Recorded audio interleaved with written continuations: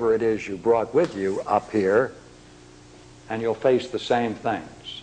You'll face the same things, only greater there. Solve the problem here with this study, and therefore you can prepare yourself for going through the difficulties in the next world with ease. When does the study take place? In this life? Yes. Yeah. You got to find a man who will do that. That's why we need the penny saver. We're going to put an ad, right? Yeah, that's what they do in the penny saver in my neighborhood. Everything goes in penny saver. Right? Do we find a teacher? Yeah, that's what we'll have. See, wanted teacher, and we'll list all of these, and we'll type it up so it looks very neat, and we can. Of course, we'll want a demonstration of some of these things, won't we? And we do, right? And I hope it's cheap.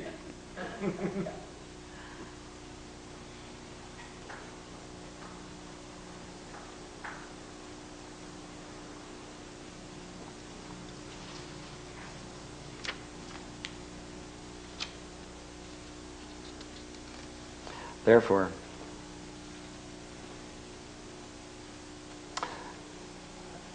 a man must always choose in such things the life that is seated as the mean, to shun the excesses in either direction, both in this world, as far as it may be, and in all the life to come. And this is the greatest happiness for man. Therefore, that teaching should be the greatest happiness for us here and in the next world.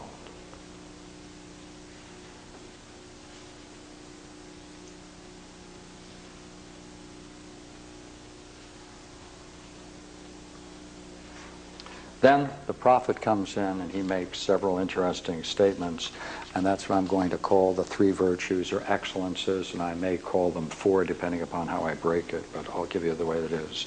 The prophet then comes in at this point. He's a messenger. Even for him who comes forward last, if he makes his choice wisely and lives strenuously, there is reserved an acceptable life and no evil, regardless of the choice you've made.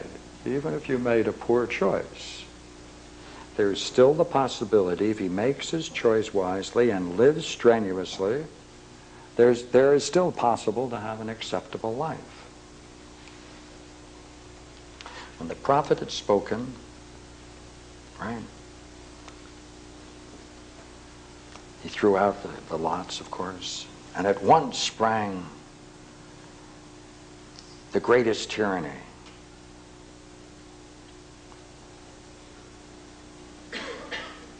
And of course, the man who chose it is the man we want to study. In his folly and greed, he chose it without sufficient examination.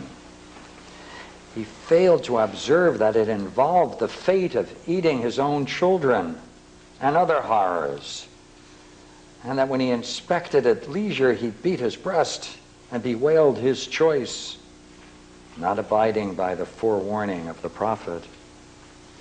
For he did not blame himself for his woes, but fortune and the gods and anything except himself.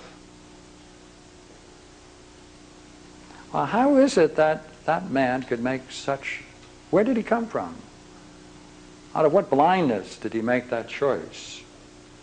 Because that is the unjust man. Thank goodness we have another sentence. He was one of those who had come down from heaven. Had he come down from heaven?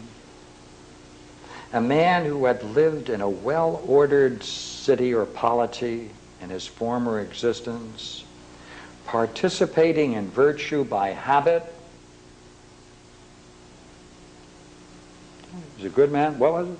He did it by habit. He was a good man. He did a lot of good things. He lived in a city, but he did it all by habit. Here comes the big one, and not by philosophy. And one may perhaps say that the majority of those who were thus caught were of this company and had come from heaven, inasmuch as they were unexercised in suffering. But most of those who came up the other way since they themselves had suffered and seen the sufferings of others, they didn't make their choice precipitously, for which reason also there was an interchange of good and evil for most of the souls as well, because of the chances of lot. Yet, right? So coming up, they had seen suffering of themselves and others, and therefore their choice was not precipitous. They weren't going to just grab something, they wanted to examine it. Therefore they made better choices. Coming down, unexperienced with suffering, they rushed over and picked the one that looked the best without examining it. So it's the good man. Hey, it's the man who was a good man in his former reincarnation, who came down from heaven with all the glories of having lived a good life and having received all the rewards of it. But what kind of a man was it? It's only good by habit. He avoided a life of wisdom. Therefore, that was not in his character.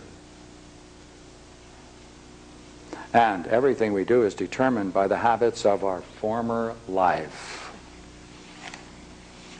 All is determined by our former existence.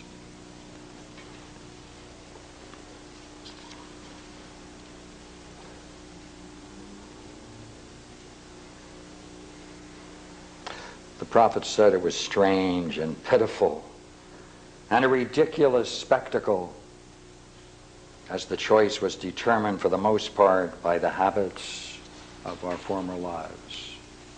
That's what includes it.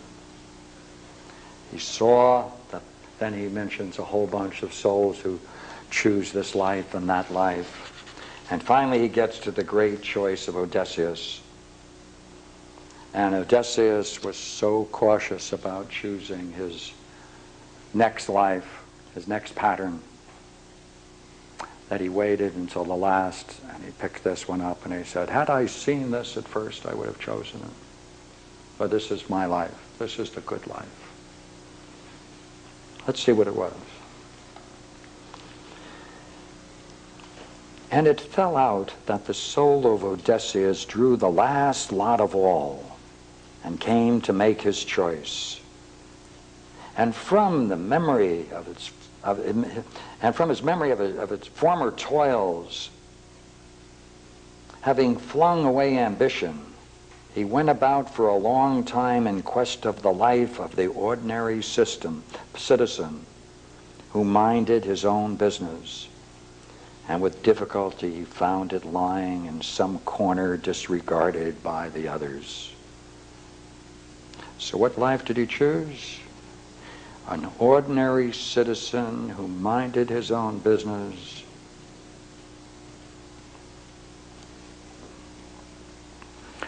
When Plato, in the 7th book of the Republic, when the philosopher king is forced to go down into the cave once again, he has a great statement from the Odyssey.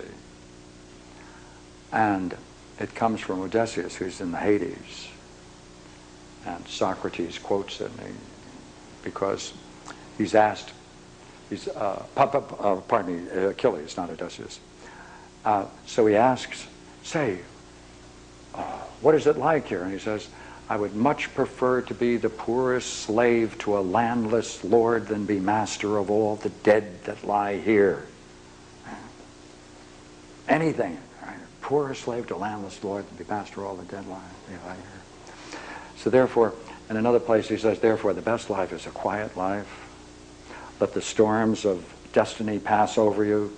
Find a place that's quiet. Do your philosophy. Don't be obtrusive. Well, of course, this is what Socrates did. But that's the good life, to be able to play out your fate. But that's Odysseus. He drew the last lot of all and came to make his choice. And from memory of its former toils, having flung away ambition, he went for a long time in quest of